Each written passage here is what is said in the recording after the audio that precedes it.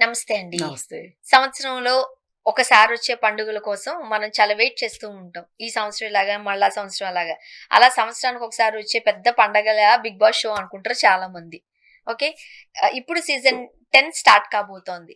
For example ఇప్పుడు 9 complete అయిన తర్వాత 10కి ఎవరిని పిలవాలని అప్పటి నుంచే కసరత్తు చేస్తా ఉంటది ఒక టీమ్. లాస్ట్ సీజన్‌కి ఈ సీజన్‌లో కూడా అగ్ని పరీక్ష అంటూ ఒక ఎగ్జామ్ పెట్టి, పరీక్షను పెట్టి కామనర్స్‌ని హౌస్‌లోకి పంపిస్తున్నారు. చూసాం. లాస్ట్ టైం చూసాం. ఇప్పుడు కూడా అదే జరుగుతోంది. ఇప్పుడు ఈ టైంలో ఇన్‌ఫ్లుయెన్సర్స్ అంటే కోపమైతది. బట్ నేను ఒప్పుకోను. అలా పిలువబడే కొంతమందిని రీల్స్ చేసే వాళ్ళని తీసుకొచ్చారు. అందులో ఒకరు ఉప్పల బాలు అన్న అతను. ఇప్పుడు నవదీప్‌కి, ఉప్పల బాలుకి ఇష్యూ నడుస్తుంది. నీ వీడియోస్ అన్ని వెకిలి వీడియోస్. అసలు నిజంగానే నీకు ఫ్యాన్ బేస్ ఉందా అంటూ అతన్ని నిజంగానే కించపరుస్తూ, తక్కువ చేస్తూ నవదీప్ మాట్లాడారు.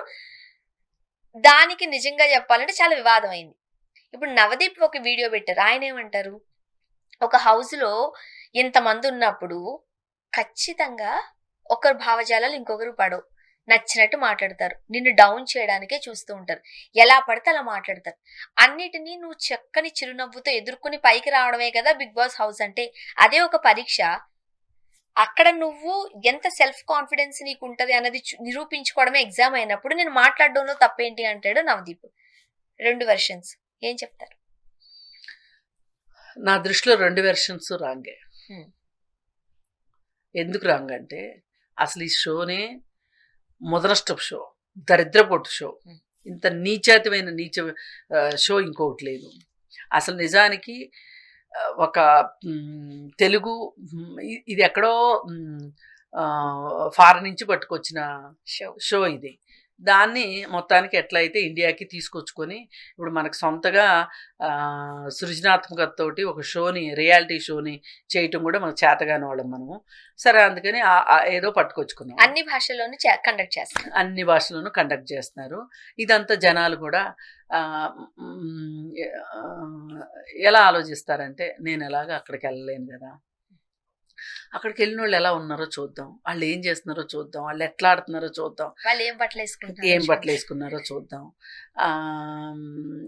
ఎవరెవరిని ఎలా ఏడిపిస్తున్నారో చూద్దాం అనే ఉద్దేశంతో, ఆ ఉత్సుకతతోటి వీళ్ళు రెడీగా ఉంటారు చూడటానికి. సరే, వాళ్ళేంటి ఎన్ని వెధవేషాలు వేయించి, ఎన్ని పనికిమాలిన ఆటలు, ఆ టాస్కులు, చెత్తా చెదారం అంతా చెయ్యాలని వాళ్ళు అనుకుంటారు. అసలు ఈ షోని రద్దు చేయాలి అని చెప్పి మాట్లాడే వాళ్ళల్లో నేను ఒకదాన్ని. అందుకనే ఇప్పుడు ఈ అగ్ని పరీక్షతోటి ఈ ఉప్పల బాలు అనే అతను వచ్చాడు. లాస్ట్ సీజన్లో కూడా ఈ అగ్ని పరీక్ష విషయంలో కొన్ని వాళ్ళు పెట్టిన టాస్కులు చాలా దరిద్రంగా ఉన్నాయని మాట్లాడాం. అది అయిపోయింది. సరే, ఇప్పుడు ఈ అగ్ని పరీక్షలో అన్ని పరీక్షలు దాటుకుని ఫైనల్కి వచ్చాడంట ఉప్పల బాలు. వస్తే ఈ ఉప్పల బాలుని వీళ్ళు ఫైనల్గా మాట్లాడింది ఏంటి అంటే ఎలిమినేట్ చేశారు. ఎలిమినేట్ చేసేటప్పుడు బిందు మాధవి ఉన్నట్లుంది. బిందు మాధవి ఏమందంటే, నువ్వు ట్రాన్స్వా అని అడిగింది. అడిగితే ఆయన మనోభావాలు దెబ్బతిన్నాయంట. నేను ట్రాన్స్ను కాదు అన్నాడు. ఓకే. నవదీప్ ఏమో, నువ్వు చాలా చాలా వెకిలి చేష్టలు చేస్తూ ఉంటావు, వెకిలి వీడియోలు చేస్తూ ఉంటావు,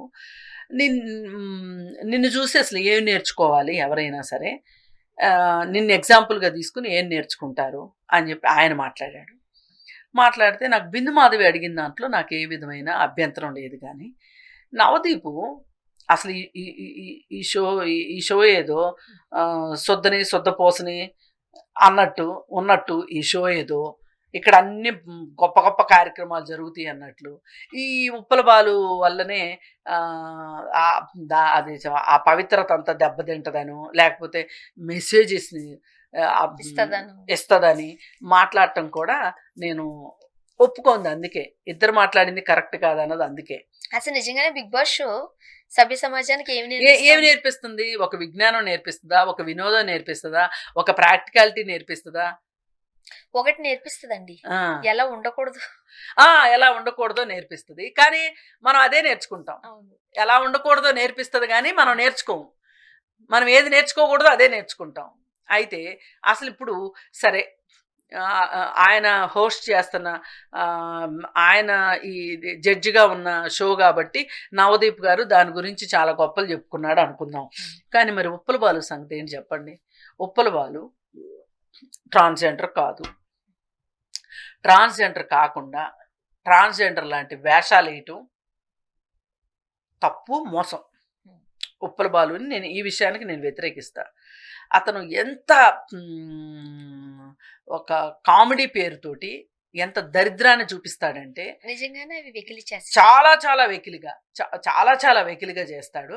ఓసారి అయితే ఒక వీడియో చూసా నేను.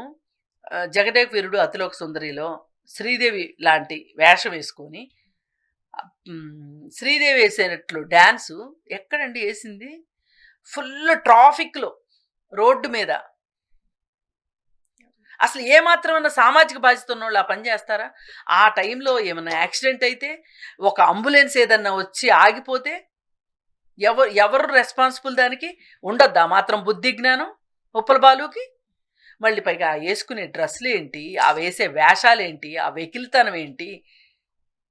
పైగా నువ్వు ట్రాన్స్జెండర్ కాదు, ట్రాన్స్జెండర్ లాగా కనిపించాలని చూస్తావు. అంటే ఒక రకంగా ట్రాన్స్జెండర్స్ని పేరుతోటి నువ్వు మోసం చేస్తున్నట్టు, వాళ్ళని అవమానపరిచినట్టు, వాళ్ళ జీవన వృత్తిని నువ్వు కొల్లగొట్టినట్టు ఒక రకంగా. వాళ్ళకి ఏంటండి పాపం, వాళ్ళకి ఉండేది రెండు వృత్తులు. ఇప్పుడంటే ఉద్యోగాలు ఇస్తున్నారు, కానీ తెలంగాణ గవర్నమెంట్ కూడా ఉద్యోగాలు ఇచ్చింది, ఆంధ్రప్రదేశ్ గవర్నమెంట్ కూడా ఉద్యోగాలు ఇస్తుంది, వాళ్ళకి గుర్తింపు కార్డులు ఇవన్నీ వస్తున్నాయి. కొంతమంది చాలా బాగా చదువుకుంటున్నారు. నాకు తెలిసిన వాళ్ళే ఒక ఇద్దరు అమ్మాయిలు, అంటే ట్రాన్స్ అయిన ఇద్దరు ఇక్కడ ESI హాస్పిటల్లో ఆమె డాక్టర్ మధ్య వరంగల్లో ఒక ట్రాన్స్జెండర్ డాక్టర్ అయింది. కొంతమంది అవకాశాలు ఇప్పుడు ఫ్యామిలీ సపోర్ట్ కూడా ఉండాలండి. మా అబ్బాయి ఇలాగా అనగానే ఆ పిల్లోడిని ఇంట్లో నుంచి వెళ్ళిపోయేటట్లు చేస్తారు. ఆ LGBTQ సినిమాలో అదే చెప్పింది. ఆ బయటికి నెట్టేస్తారు. వాడు బయటికి వెళ్ళి ఏం చేస్తాడు? వాడి కష్టాలు వాడు పడతా ఉంటాడు. ఆ సందర్భంలో వాడిని ఎంతో మంది ఎక్స్‌ప్లాయిట్ చేస్తూ ఉంటారు. అసలు నిజంగా ట్రాన్స్జెండర్స్ తోటి నేను కలిసి పనిచేస్తాను కాబట్టి నాకు వాళ్ళ కష్టాలు ఏంటో నాకు తెలుసు. కానీ దొంగ ట్రాన్స్జెండర్స్ వల్ల వాళ్ళెన్ని ఎంత నష్టపోతున్నారు, వాళ్ళు ఎంత బ్యాడ్ నేమ్ తీసుకొచ్చుకుంటున్నారు. అసలు వాళ్ళు ఎవరెవరితో పోరాటం చేస్తారండి ట్రాన్స్జెండర్స్? వాళ్ళతో వాళ్ళు, వాళ్ళ కుటుంబంతో వాళ్ళు, సమాజంతో, మళ్ళీ ఈ దొంగ ట్రాన్స్జెండర్లతోటి, ఇంతమందితోటి వాళ్ళు పోరాటం చేస్తున్నారు. అసలు వాళ్ళు నిజంగా వాళ్ళ బాధలు వింటే అండి మనకి కళ్ళ నుంచి నీళ్ళు రాకపోతే మనది చాలా పాషాణ హృదయం అవుతుంది అనమాట. అట్లాంటి ట్రాన్స్జెండర్స్ వేషాలు వేసుకుంటా నువ్వు తిరగటము, ఒకవేళ నువ్వు నిజంగా ట్రాన్స్జెండర్వే అనుకుందాం పోనీ, అయితే కూడా ఇంత వెకిలి వేషాలు వేయాల్సిన అవసరం లేదు. అందుకని ఏ రకంగా చూసినా ఉప్పల బాలుని ఏ మాత్రం మనం సమర్థించలేము. ఈ మాట కూడా అన్నాడు కదా, రేపు అన్న రోజు నాకు ఏదన్నా జరిగితే నవదీప్ ఈ బ్లాక్ మెయిలింగ్ అక్కర్లేదు. ఇప్పుడు ఎవరిని అడిగి నువ్వు ఈ చిన్న చిన్న బట్టలు వేసుకొని పైగా బూతులు. ఒక్కసారి అయితే KTR నండి ఒక యూట్యూబ్ ఛానల్లో ఇంటర్వ్యూలో అసలు అది ప్రసారం చేసిన యూట్యూబ్ ఛానల్ వాళ్ళని కూడా తన్నాలు పట్టుకొని వాళ్ళు కూర్చొని అక్కడ ఉప్పల బాలు ఎంత బూతులు మాట్లాడాడు KTR గురించి. తప్పు కదండి. వాళ్ళకి కూడా ఇప్పుడు వాళ్ళ అధికారంలో ఉన్నారా ప్రతిపక్షంలో ఉన్నారా వేరే విషయం. వాళ్ళు మామూలుగా అయితే మనుషులు కదా. మనల్ని అలా ఎవరైనా తిడితే మనం ఒప్పుకుంటామా? ఇప్పుడు నిన్ను ఇలా అన్నందుకే నీకు ఇంత బాధ అయిందే, నువ్వు KTRని ఎట్లా అన్నావు? అసలు స్థాయి ఏంటి, హోదా ఏంటి? స్థాయి హోదా నేనేం చేస్తానంటే, ఫస్ట్ మినిమం మనిషి, ఒక మనిషి ఇంకో మనిషిని అలానే హక్కు లేదు. అందుకని ఈ వివాదంలో ఉప్పల బాలుదే తప్పని నేను అనుకుంటున్నాను. అసలు ఈ గోలంతా లేకోకుండా అసలు ఆ షోనే తీసి పారేస్తే పెడబోతుంది. చూద్దాం. యాక్చువల్గా చెప్పాలంటే ఇప్పుడు కొన్ని అవి కూడా ట్రోల్స్ వస్తున్నాయి, స్టార్ట్ కాకముందే బిగ్ బాస్ ఆపేస్తున్నారు అని. అండ్ ఇది కాస్త నాగార్జున గారి వైపు కూడా వెళుతోంది. చూద్దాం, రోజు అగ్ని పరీక్షలో టెలికాస్ట్ అవుతూ ఒకటి బయటకు వస్తున్నాయి కాబట్టి. ఏం లేదు, ఇదంతా అటెన్షన్ సీకింగ్. ఇదంతా ఇది కూడా స్క్రిప్ట్ అయి ఉంటదంటారా? ఇది కూడా స్క్రిప్ట్ అయినా ఆశ్చర్యపోవక్కర్లా. ఇంత చేశాడు కాబట్టి ఇంకా హౌస్ లోకి అలో చేయాల్సిందే అంటారా, లేకపోతే పంపించేసినట్టేనా? చూడాలి.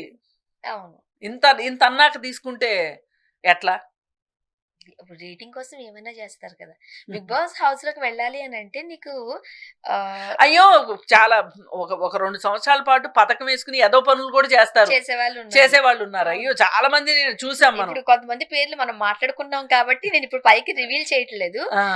కోట్లలో మనీ కాజేసిన వాళ్ళు, కాస్త ఇబ్బందులకు గురి చేసిన వాళ్ళు పేర్లు కూడా వినపడుతున్నాయి కాబట్టి స్టార్ట్ అయ్యాక తెలుస్తుంది ఎవరున్నారు ఏంటి అనేది. అప్పుడు మాట్లాడదాం మనం. థ్యాంక్ యూ అండి. Thank you.